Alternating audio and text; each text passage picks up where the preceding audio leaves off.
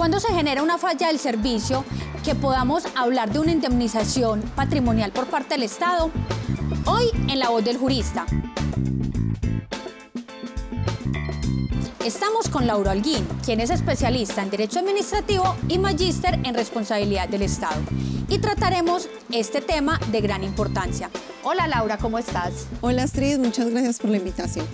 Bueno, Laura, primero expliquémosle a toda nuestra comunidad y todas las personas que nos están viendo en qué consiste exactamente la falla del servicio por parte del Estado o cuándo se presenta un incumplimiento en la prestación del servicio por parte del Estado que amerite que el ciudadano ingrese a un proceso judicial y pueda reclamar una indemnización patrimonial.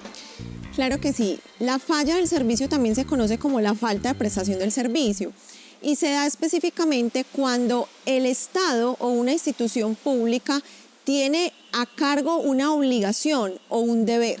Este puede ser de prestar un servicio, de tener una asistencia especial con una persona y ese deber no se satisface de la manera que la norma espera que se haga, sea porque no se cumple, porque se cumple de manera irregular o de manera anormal o porque al momento de cumplirse pues ya es demasiado tarde, es un cumplimiento inoportuno. Hablemos en el día a día qué eventos se pueden presentar que de pronto un ciudadano diga, ve, me pasó precisamente esto, que pueda considerar que existió una falla del servicio. Hay eventos muy cotidianos que los vemos en todas partes, Astrid, como por ejemplo, la persona que te dice, he acudido al servicio público de salud y no me han atendido. Ha asistido a diferentes entidades, le niegan la atención o no le dan un tratamiento específico u oportuno. Ese es uno de los eventos a los que la gente hace más alusión e incluso da lugar a la presentación de múltiples acciones de tutela. También cuando se priva de manera injusta a una persona, pues finalmente esa persona está en centro carcelario y se llega a determinar que no cometió un delito específico, quien va transitando por una vía pública y de repente se encuentra que no hay señalización en una obra, o quien cae por el mal estado en que puedan estar las vías públicas. Estos son ejemplos muy comunes que nos encontramos todos los días en nuestra vida. La semana pasada y esta semana hemos visto todo el tema de las manifestaciones que se han presentado en nuestro país. Exactamente con el tema de las manifestaciones, ¿cómo puede de pronto un ciudadano o un manifestante reclamarle al Estado por una falla del servicio? Ese escenario que nos muestras, Astrid, es uno de los más adecuados para hablar de este tipo de temas, porque hemos visto a través de medios de comunicación y han sido múltiples las imágenes en donde se ha incluso denunciado abusos de la fuerza pública, arbitrariedades o respuestas desproporcionadas por parte de la policía, el SMAT. Entonces allí se configura una falla del servicio cuando esa seguridad del ciudadano no se presta de manera adecuada, cuando la fuerza del Estado es desbordada, cuando se lesionan a aquellas personas que están manifestando de manera pacífica y cuando se generan una serie de medidas como hemos escuchado, se ha capturado una persona y esa persona se encontraba simplemente manifestando. Entonces hablamos de retenciones o detenciones ilegales. Perfecto. Laura, ¿cuánto tiempo tiene el ciudadano para iniciar un proceso judicial y reclamarle al Estado por esa indemnización patrimonial? Es importante aclarar que lo que nos dice la norma es, una vez ocurra ese evento, ese hecho que te genera el daño, hay 2 años para poder solicitar la reclamación o la reparación de ese perjuicio.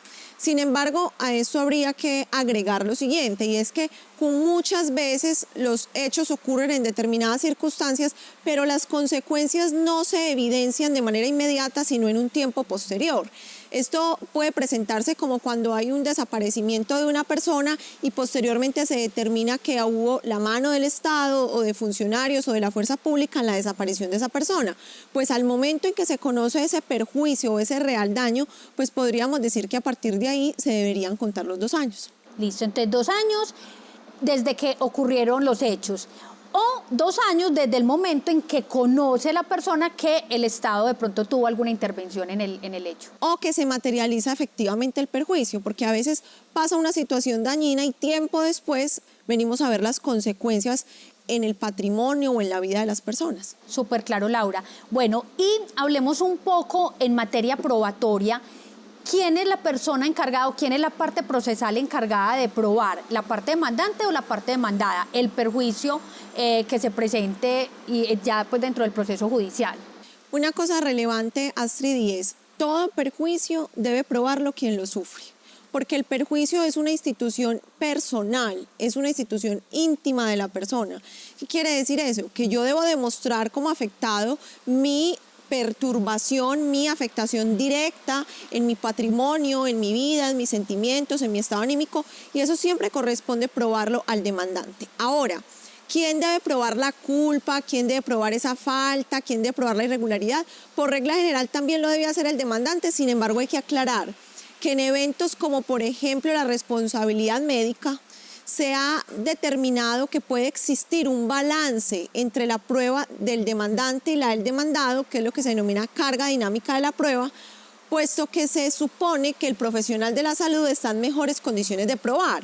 ¿De probar qué? Que actuó bien, que lo hizo de manera adecuada, que no fue negligente en el protocolo, entre otras. Entonces, se ha aceptado en algunos eventos como ese que haya una disminución de la carga que tiene el demandante frente a eventos como estos. En este caso particular de responsabilidad médica, entonces estaríamos hablando de una carga dinámica de la prueba.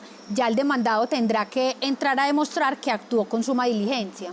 Sí, porque normalmente pues quien quiera obtener el beneficio es quien lo prueba, sin embargo, ante eventos donde los usuarios incluso están inconscientes en cierto tipo de procedimientos médicos, pues es muy difícil demostrar todas las actuaciones que ocurren en ese tiempo donde la persona incluso no está consciente y no puede entender lo que sucede.